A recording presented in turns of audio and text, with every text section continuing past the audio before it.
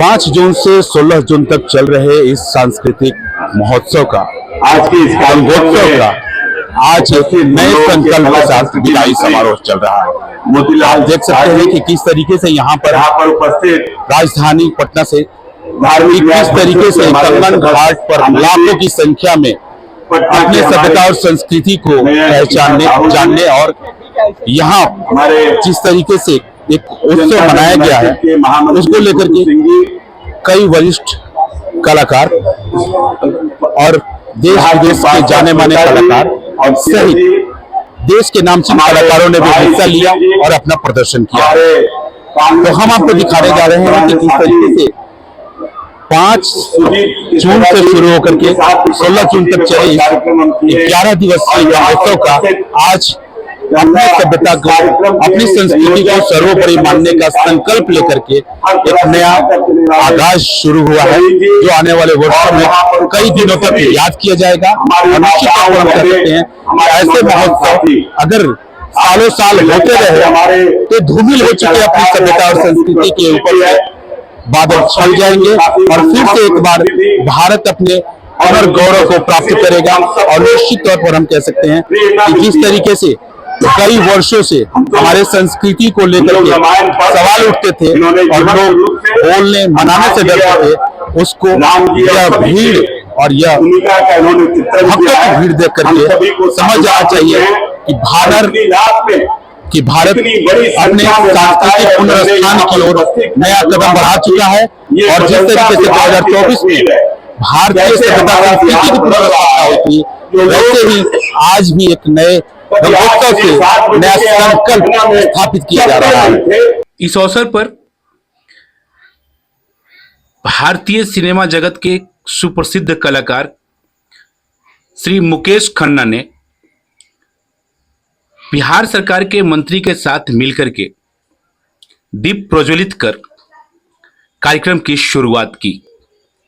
इस अवसर पर विशेष तौर पर श्रीलंका से आए हुए कलाकारों ने सुप्रसिद्ध रामायण को नाट्य रूपांतरण करके प्रस्तुति की और लाखों की संख्या में जुटे दर्शकों को मंत्रमुग्ध कर दिया। इस अवसर पर बिहार सरकार के नगर विकास मंत्री अशोक चौधरी भी पहुंचे, जिन्होंने अपने सभ्यता और संस्कृति की याद दिलाते हुए लोगों को फिर से एक बार अपने संस्कृति को अपनाने के लिए पुनर्जागृत करते हुए कहा, उस गौरवशाली परंपरा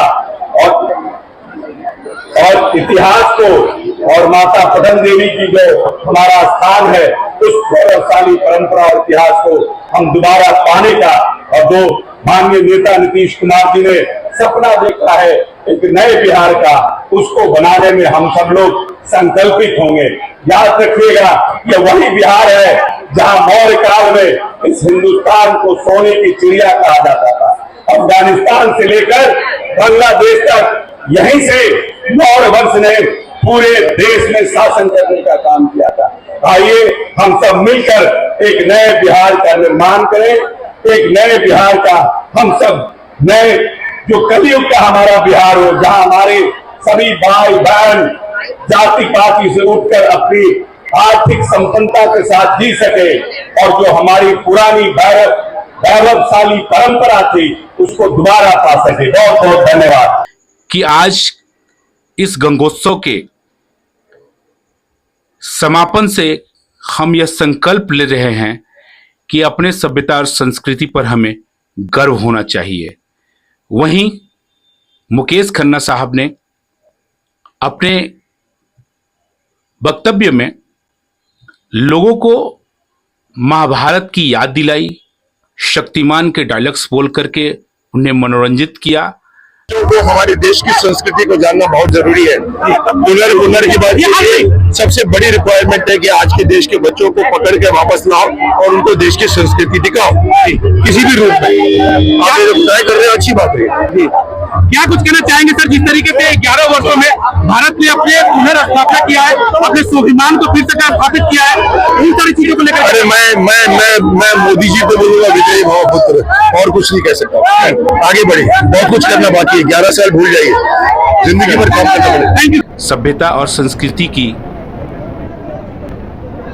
जो उपज उनके अंदर होनी चाहिए वो समाप्ति की ओर जा रही है। वहीं विशेष तौर पर मीडिया को संबोधित करते हुए मुख्य आयोजक शिशिर कुमार ने बताया कि हम लोग को था कि अंतर्राष्ट्रीय कलाकार अपने यहाँ बिहार के पर्यटन में उसको लाए, इसलिए हम लोग अंतर्राष्ट्रीय कलाकार को लाए और सभी बिहार सभी जगह से, हर छोटे छोटे जगह से भी लाए। पटना मुकेश खरड़ा जी आए, सब मंत्रीगण लोग आए। मैं सभी का धन्यवाद देता हूँ कि गंगा सनातन फाउंडेशन और यहाँ गंगा सेवा दल के सभी आदमी को, बाकी हम लोग के जितने मेयर, डिप्टी मेयर और पार्षद लगे हैं, मैं सभी को धन्यवाद देता हूँ और कमेटी के लोग को भी धन्यवाद देता हूँ कि इस आयोजन को मैं हम लोग सफल बनाने में। पहली बार आपके प्रयास से इस तरीके का महोत्सव किया गया, क्या कुछ संदेशा था और क्या कुछ? हम लोग को तो स्वच्छ गंगा निर्मल हो, सनातनी पर हम लोग का प्रोग्राम करना था कि भाई सनातनी का एक ये रहे, अपना कंगन घाट गुरु गोविंद सिंह का यहाँ पे शामिल है और पटन देवी मैया शक्तिपीठ में पहला पद गिरा है, इसलिए हम लोग को था कि एक संदेश यहाँ से कंगन घाट से पूरा बिहार को और पूरा भारत को हम लोग दें। क्या कुछ अगले वर्षों में इस तरीके से हम लोग ये चौथा साल है, अगले बार इससे भी भव्य होगा। हम लोग यही आशा के साथ आगे बढ़ रहे हैं। इतने बड़े जन से लाभ रहा है, मैं सभी को धन्यवाद देता हूँ, मीडिया कर्मी को, सभी जो टीम लगे हैं सभी को। लोकल कलाकारों के साथ मानचिन कलाकार भी इसमें शामिल होकर के अपने सभ्यता और संस्कृति को किस कदर प्रस्तुति दी है वो उन्हें दिखला करके अपने सांस्कृतिक धरोहरों के बारे में जानकारी उपलब्ध करा सके। वही नहीं, विशेष तौर पर इस 11 दिवसीय महोत्सव में हजारों की संख्या में प्रतिदिन दर्शकों के रूप में भक्त आए और उन्होंने आखिरी दिन गंगोत्सव को यादगार बना दिया। इस अवसर को लेकर के जहां कंगन घाट अपने ऐतिहासिक गौरव को पाने के लिए ललायत दिखा, तो वहीं मां गंगे के आंचल में हजारों की संख्या में दर्शकों ने अपने सांस्कृतिक सभ्यता और संस्कृति को जाना। रामायण के माध्यम से श्रीलंका के कलाकारों ने जहां एक नए रूप से रामायण की प्रस्तुति की, तो वहीं कहीं न कहीं गंगा आरती के माध्यम से फिर से एक बार अपनी संस्कृति को पुनर्जीवित किया। देख सकते हैं कि कैसे हमारे पुरातन सभ्यता और संस्कृति में गंगा का महत्व और संस्कृति की झलक देखने को मिलती थी, जिसे अपना करके आज भी हम विश्व गुरु के रूप में देश और दुनिया में जाने जाते हैं।